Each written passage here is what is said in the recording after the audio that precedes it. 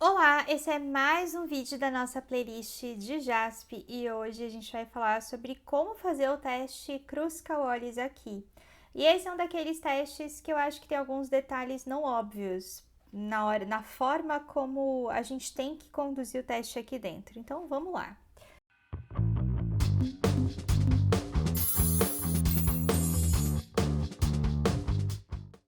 A gente vai começar abrindo nossa base de dados. Então a gente vai usar aqui esse banco de dados 5 e a gente vai comparar os batimentos cardíacos de 3 grupos: placebo, antihipertensivo novo e antihipertensivo padrão. Como esse é um teste não paramétrico, a gente não vai ter que se preocupar com normalidade, vamos seguir a nossa vida aqui. A gente vai começar aqui pela janela da ANOVA, porque como o teste Kruskal-Wallis é uma alternativa não paramétrica à ANOVA de uma via, ele fica dentro da janela de ANOVA de uma via. Aqui a gente vai colocar o batimento cardíaco como nossa variável dependente e o grupo como nosso fator fixo, nossa variável independente. Por padrão, ele já roda aqui uma ANOVA, mas não é isso que a gente quer. Então, a gente vai dizer aqui que, na verdade, a gente quer um teste não paramétrico. A gente quer o teste de Kruskal-Wallis para o grupo. Isso vai rodar esse teste não paramétrico para a gente e a gente já pode interpretar. O teste de Kruskal-Wallis, ele tem como hipótese nula que todos os grupos que a gente está comparando apresentam a mesma distribuição.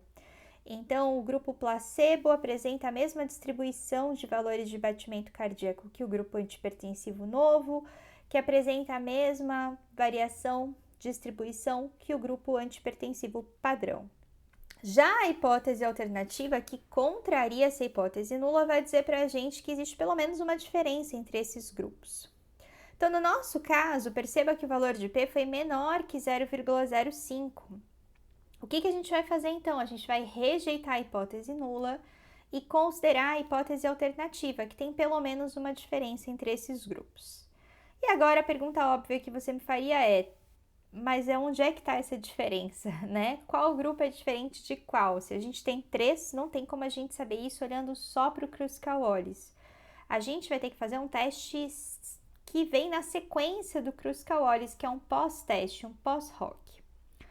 Para a gente pedir o teste pós-hoc que é adequado ao Kruskal-Wallis, atenção, nem todos são, a gente vem aqui, ó, no teste pós-hoc, diz que quer fazer esse teste para o grupo, e eu já vou te pedir para tirar 2 caixinhas para não ter besteira, ó. Vamos tirar aqui o padrão, vamos tirar aqui o Tukey. A gente vai pedir aqui apenas o teste pós-hoc de DUM. E esse DUM, ele tem aqui a correção de Bonferroni calculada já para ele por padrão, que é esse aqui, ó, o P-Bonf. Esse DUM com a correção de Bonferroni é justamente o pós-hoc recomendado para o Kruskal-Wallis. Então, é esse valor de P que a gente vai interpretar. Então, veja que eu tenho aqui a comparação do antihipertensivo novo com o antihipertensivo padrão. O P foi 1. Então, eles são diferentes? Não são. A gente só consideraria que tem uma diferença entre esses grupos se o P fosse menor que 0,05. Aí eu vejo aqui, ó, antihipertensivo novo para o placebo. Tem diferença? Tem, porque o P é menor que 0,050, né? Então, antihipertensivo novo e placebo diferem. E antihipertensivo padrão e placebo também diferem, também tem um P menor que 0,05. Então, eu já sei que os 2 antihipertensivos não diferem quanto ao batimento cardíaco, mas o placebo é diferente tanto do antihipertensivo novo quanto do antihipertensivo padrão. Para a gente entender isso melhor, a gente pode pedir uma análise descritiva. Deixa eu ver o que ele é.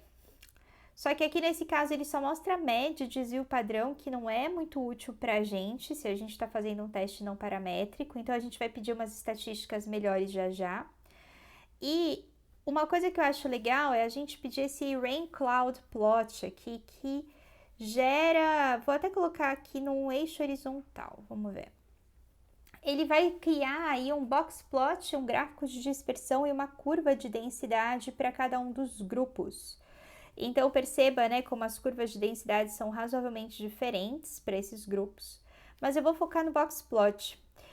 Veja que tanto o antipertensivo novo, que é o verdinho, quanto o antipertensivo padrão, que é o laranja, eles apresentam aqui medianas de batimento cardíaco mais baixas que o grupo placebo.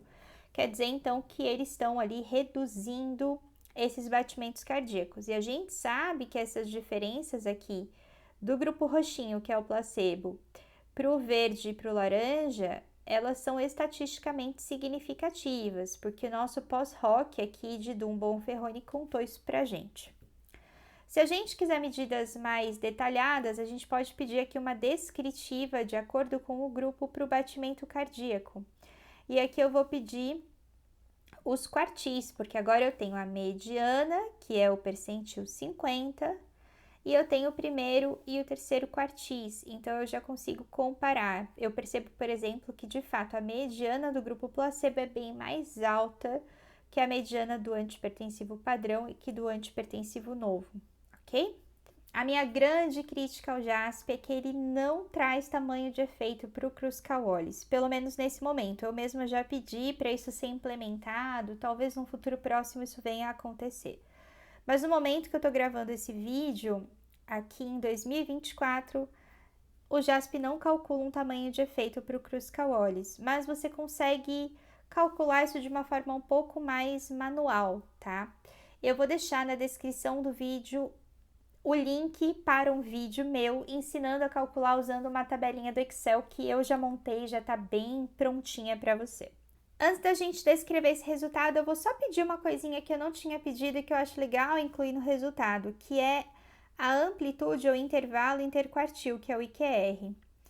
Então, agora que a gente tem o IQR, vou escrever como que eu reportaria esse resultado. Então, a gente vai dizer aqui que o teste de Kruskal-Wallis mostrou que existe uma diferença entre os grupos. E aqui a gente vai colocar o valor da estatística do teste Kruskal-Wallis e do grau de liberdade. Essa é uma estatística aqui quadrado, então a gente vai dizer aqui que a gente tem uma estatística aqui quadrado de 17,14, arredondando, com um grau de liberdade 2 e um P menor que 0,001.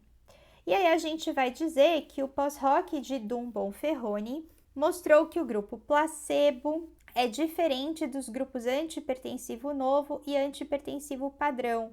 E o que eu fiz aqui foi colocar os valores de mediana e amplitude interquartil para cada um desses grupos. Então veja que eu estou me baseando nesses valores de estatística descritiva aqui para finalizar esse raciocínio. É isso, eu espero que agora você saiba conduzir um teste Kruskal-Wallis aí no JASP. Como sempre, se você curtiu o vídeo, por favor, dê like aí, se inscreva no canal, ative notificações para ser avisado quando eu atualizo essa playlist de JASP. E lembrando que eu também produzo conteúdo de estatística lá no Instagram, no @estatísticaaplicada. Até mais!